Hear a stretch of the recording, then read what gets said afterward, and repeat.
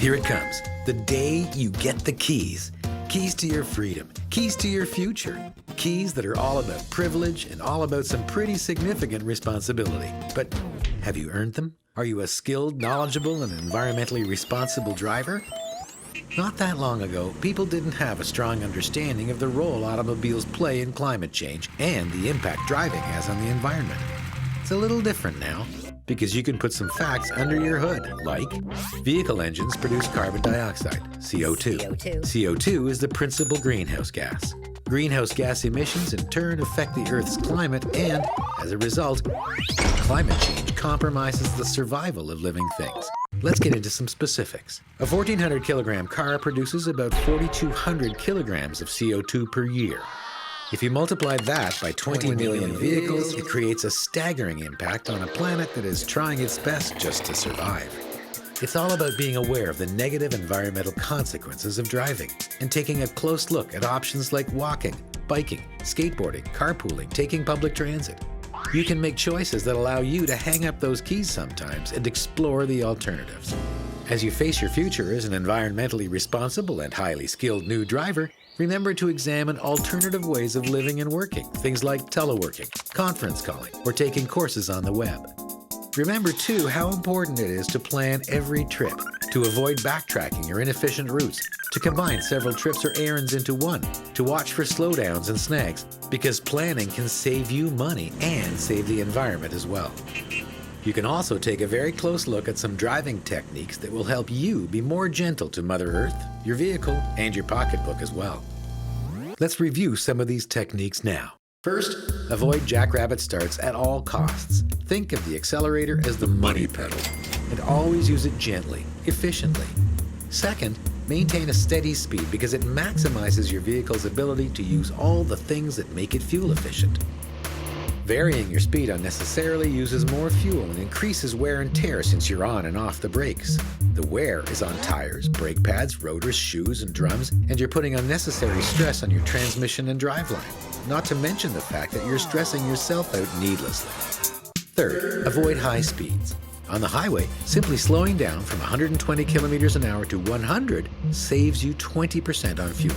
You can also take advantage of the way today's vehicles are made because today they operate most efficiently between 50 and 80 kilometers per hour.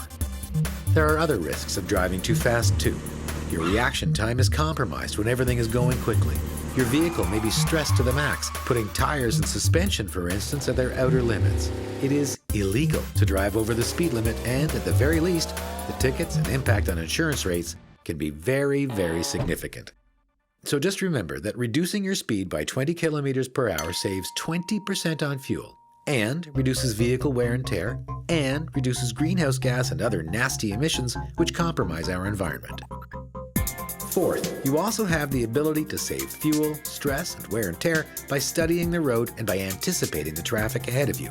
Things like a light ahead turning yellow, or even the walk signal beginning to flash.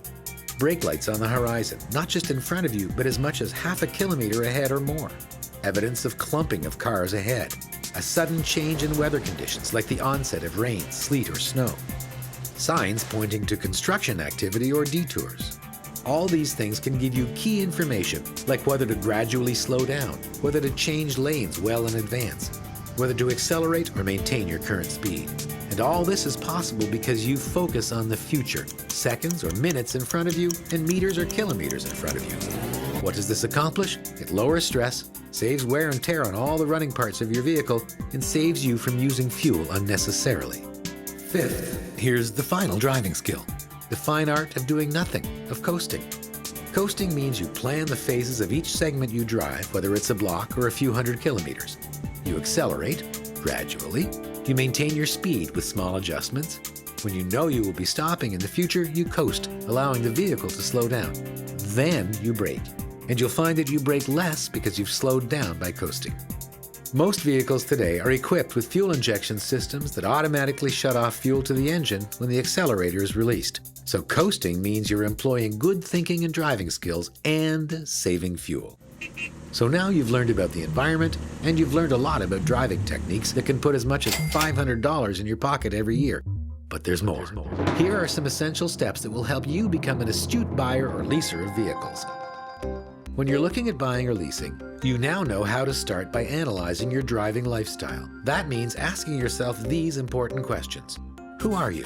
Where do you live? What do you do? How do you spend your time? How many people and things will you carry along with you? How much traveling will you do?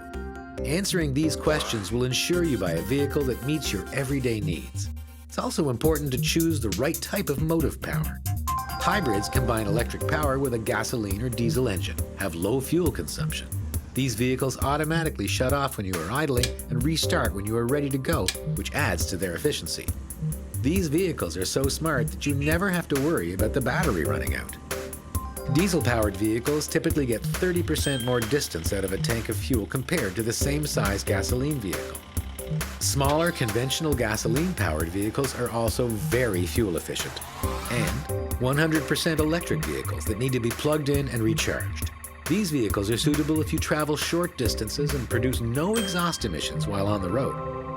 There's a wealth of choices for you that will allow you to choose the style, size, and engine type that make the best sense for you. Think light, think small, think efficient, and choose the vehicle that meets your everyday needs as opposed to buying something that you may need only once in a while. Remember also to read the labels, the EnerGuide labels, the fine print, and helpful websites like vehicles.nrcan.gc.ca. Look for vehicles with the lowest fuel consumption rating. For example, a vehicle which consumes 7 liters per 100 kilometers uses half the fuel of a vehicle that consumes 14 liters per 100 kilometers. All these resources will help you compare vehicles and make an informed choice. So there it is. Here's to you, and here's to autosmart. Here's to driving like the future depends on it. Here's to money in the bank and a fighting chance for this beautiful ecosphere called Earth and this amazing country called Canada. Take the keys and remember what they represent. They represent all the learning you have done and all the promise of a safe, skilled, and environmentally responsible future. Happy driving.